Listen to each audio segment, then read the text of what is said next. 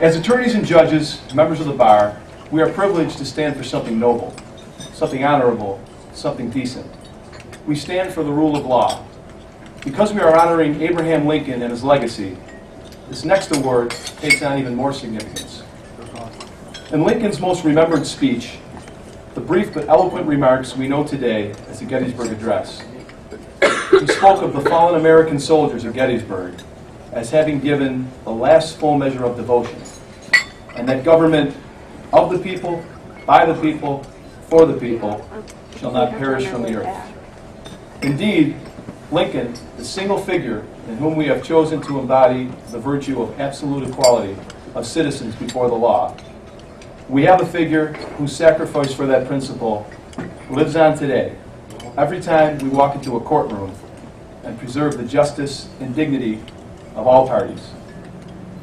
Sometimes here in America, here in the 8th Judicial District, in our lightly guarded courtrooms, where men and women in business suits debate points of law with little fear of reprisal, we sometimes take for granted that the sanctity of the courtroom is absolute. It is not. Today, we present the Liberty Bell Award to a man who, while not a lawyer, has done more, frankly, than nearly any of us in this room to secure that privilege for others, half a world away. Rob Ortt is an elected official, the clerk-treasurer of North Tonawanda, who John found out. For that reason alone, we can call him a public servant and a defender of people's rights. But Rob is also a company commander in the Army National Guard. And just a few short months ago, Rob was protecting the liberties of people who spoke a strange language, ate strange foods, and who may never have experienced the government of the people, by the people, and for the people in their lives.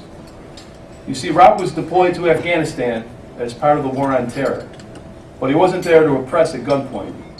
He was there to protect the very things we take for granted. I could stand here and recount the touching things this warrior did, how he delivered school supplies to young Afghani children, how he rendered first aid to Afghan citizens who had accidents on road networks, far worse than any in this room could imagine. But this is a gathering of lawyers and judges, a gathering of men and women of the law. So instead, I offer you Rob Ortt, a citizen soldier from North Tonawanda, who spent 9 months training a civilian police force for a nascent democracy, and who put his own life on the line serving as a bodyguard for the Afghan equivalent of the U.S. Attorney General as he helped set up civil and criminal courts in Kandahar. Rob Ortt, whose unit had to provide security for the equivalent of the head of Afghanistan's own National Internal Affairs Bureau, a top cop rooting out corruption in a land where police were once little more than thugs enforcing edicts from the Taliban. We are proud of our profession, but ours is a different challenge. We ensure our clients are protected by the rule of law with our pens and with our voices. Rob Ortt, a man I am privileged to call a friend, a colleague, and a fellow citizen of Niagara County, helped preserve the rule of law in a combat uniform and field boots. He helped restore the legal system of Afghanistan and protected the men who fight every day to preserve the integrity of that system. This year's recipient of the Liberty Bell Award is someone who I believe is the embodiment of Abraham Lincoln's legacy, and a man Lincoln would be proud of. Rob, would you come up here? I also want to thank my mother and father for being here, and of course my lovely fiance Megan, whose support over the last year was outstanding, and I couldn't be here without her. So we're gathered here today to celebrate Law Day in recognition of one of our country's most revered lawyers, Abraham Lincoln. One of the themes here today throughout the awards and discussions is service, whether it's service to our community, or service to our country, or service to our fellow man. We all have an idea of what service is. To me, it means your belief and commitment to something greater than yourself. That is why we're all here today. Not because of any one individual up here getting an award, but because we all believe in something more than each other. Whether it's our community or our country, we are in desperate need of men and women who are committed to making a positive impact on their fellow man. Whether you are next door or on the other side of the world.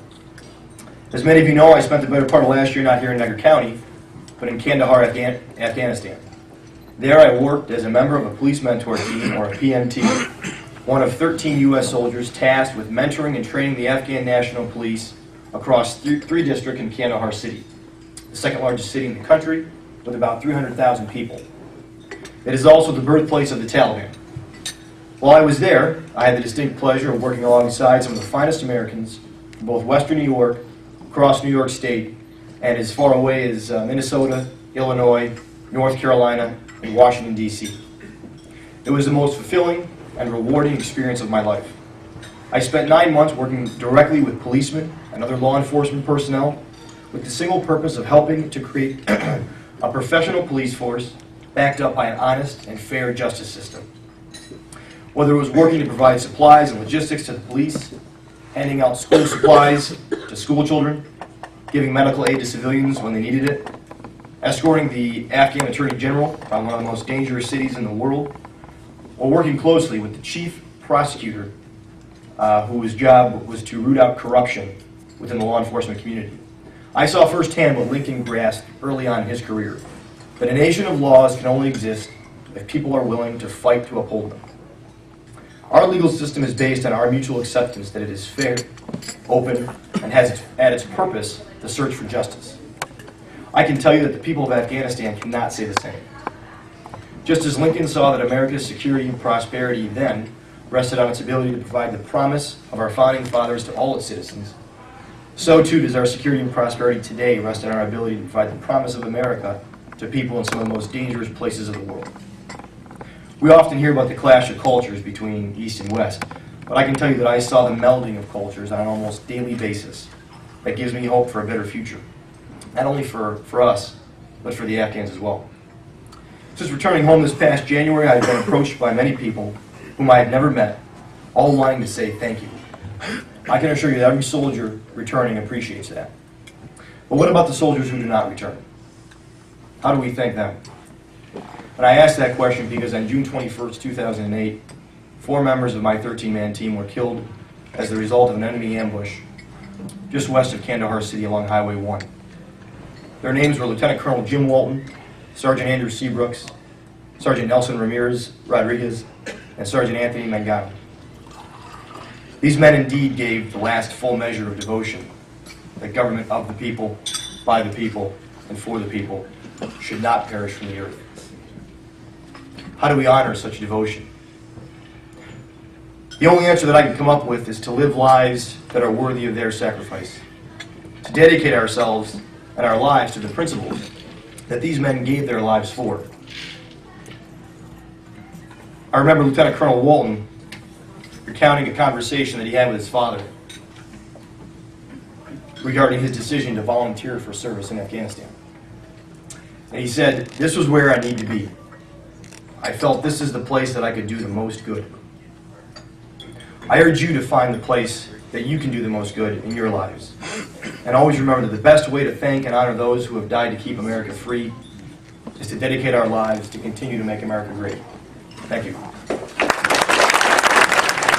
I asked Paul at the conclusion of his remarks if I had missed it or if he had failed to make one mention of something that I thought was significant for Mr. Ortt, and I guess it has to do with issues of modesty. I'm sure not Paul's modesty, but certainly Mr. Ortt.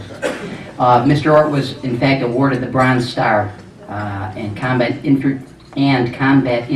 Infantryman's Badge in recognition of his service over in Afghanistan.